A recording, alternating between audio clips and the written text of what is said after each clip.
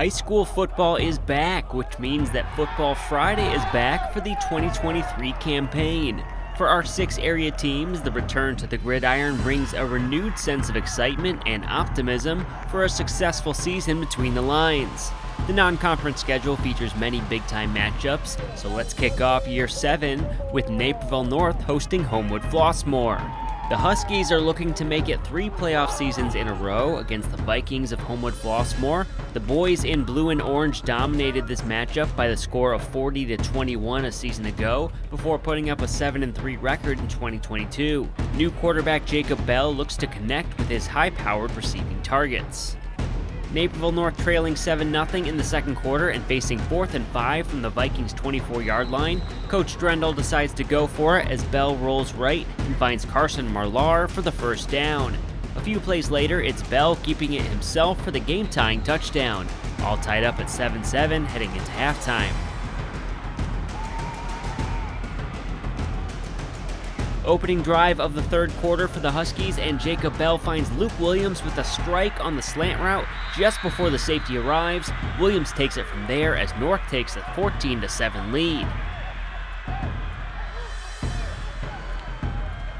The Husky defense forces back-to-back turnovers, and running back Cole Arl takes advantage with a touchdown run down the sidelines, outrunning the defense and shaking off arm tackles.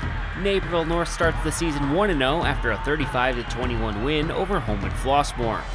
Waubonsie Valley is a program clearly looking to turn the page on last season, where the Warriors went 0-9 in 2022. Oswego East, who has defeated Waubonsie in the past 2 season openers, makes the short trip to Aurora to begin the year.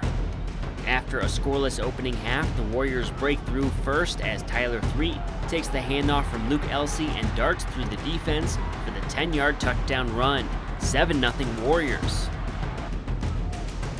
Later in the third quarter, Christian Simons takes the handoff around the left side and makes it a 14-0 lead for the green and gold.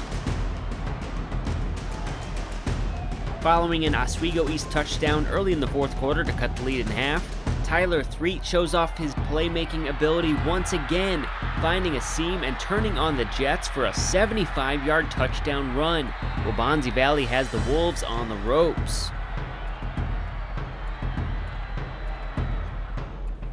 Late in the fourth, and Tyler Threet has become a triple threat. This is his 3rd touchdown run of the night, delivering the knockout blow. The Warriors pick up their first victory since October of 2021 after an impressive 28-7 win over Oswego East. Naperville Central and Hinsdale Central have faced off in the season opener for several years in a row now. This time it's the Red Devils playing host to the Red Hawks, with new starting quarterback Jack Cook leading the visitors. Following an interception for the Naperville Central defense, the Red Hawks face 4th and goal at the 1-yard line. Cook keeps the ball himself and plunges into the end zone to give his team the early 7-0 lead. Hinsdale Central has a response ready as Joe Morrissey takes the handoff and finds pay dirt to even up the score 7-7 at the end of the first quarter. Naperville Central trailing 10-7 in the third quarter when Jude Sutherland gets the ball inside the 5. It looks like he's stopped short, but he keeps churning his legs, and the Red Hawk offensive line keeps moving the pile until Sutherland finds himself in the end zone with a newly minted 14-10 lead. The 2 teams trade chances back and forth until Hinsdale Central has it 4th and 5 from the Red Hawk 14.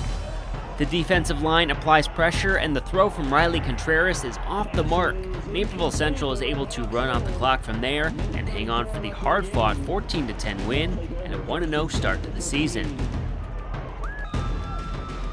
The defending DVC champions from Neuqua Valley celebrate senior night to start the year against an upset-minded Oswego Panthers squad, eager to avenge last year's loss to the Wildcats in the season opener. Neuqua Valley with some key miscues, especially on special teams in this contest, including a muff punt attempt and a botched field goal, which keeps the team off the scoreboard. Oswego already leading 6-0 via a pair of field goals when Noah Vera gets the handoff and maneuvers through the blue and gold defense. He finds the end zone from 26 yards out to make it 13-0 Panthers in the third quarter.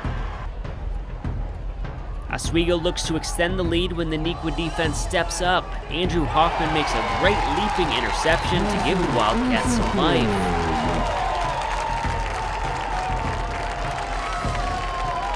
Unfortunately, the hopes are dashed soon after following a Neuqua Valley fumble.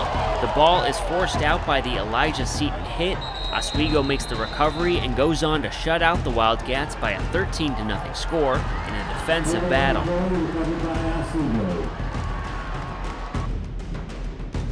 A strong Geneva Vikings team makes the trip to Aurora to challenge Metea Valley. The Mustangs look to protect home turf and start the season on the right foot.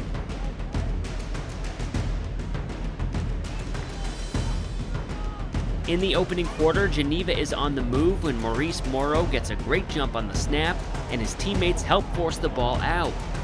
Morrow then scoops up the fumble to give the ball to the Mustangs.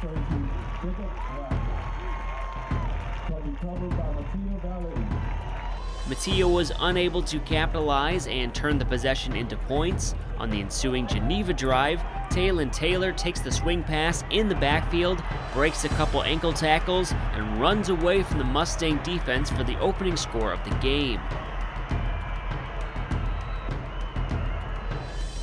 The Metea defense keeps things close in the first half, but the Vikings pull away in half number 2. Here it's Michael Rumoro scoring from 43 yards out to cap off a 35-0 victory for Geneva over Metea Valley. We close things out at Benedictine University, where Bennett Academy welcomes Oak Forest to begin the non-conference slate. The Red Wings are eager to get off to a good start after missing out on the postseason the past 2 years. New starting quarterback Ryan Kubacki Jr. makes a good first impression with a quick screen to Pat Patello, who weaves through the defense and dives into the end zone to give Bennett a 12-6 lead in the opening quarter.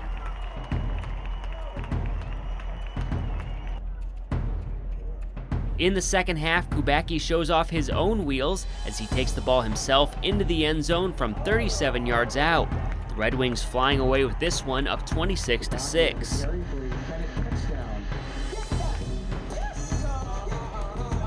Into the fourth quarter, where Kubacki throws a fade into the corner to Rocky Rosanova, who taps his toes to remain in bounds for the touchdown. Nice touch on the pass from the sophomore. Red Wings look sharp to begin the year on both sides of the ball as the defense holds Oak Forest to single digits after a dominating 40-6 victory for Bennett Academy. Time to take a gander at the standings after the opening week of the year. It's an even split in the DVC with Naperville North, Naperville Central, and Waubonsie Valley all victorious to start. DeKalb fell to Sycamore by the score of 42-7 to begin the season. Meanwhile, in the ESCC CCL White Division, which Bennett Academy now shares with Providence Catholic, Montini Catholic, and St. Lawrence, saw all 4 teams start the year with a win. Some more exciting matchups on the horizon in Week 2. In the ESCC CCL White, Bennett Academy travels west to face Moline, looking for a 2-0 start. In the DVC, Metea Valley looks to right the ship on the road at Plainfield Central. Neuqua Valley hosts Manuka. Naperville Central welcomes Plainfield North, and Waubonsie Valley heads to Plainfield East. Naperville North will have the biggest challenge of the early season as perennial power and defending 8A state champion Loyola Academy comes to town. It's great to be back for another year of high school action. Be sure to follow along with us all season for all the fun. Thanks so much for watching. For Football Friday, I'm Justin Cornwell. See you next week.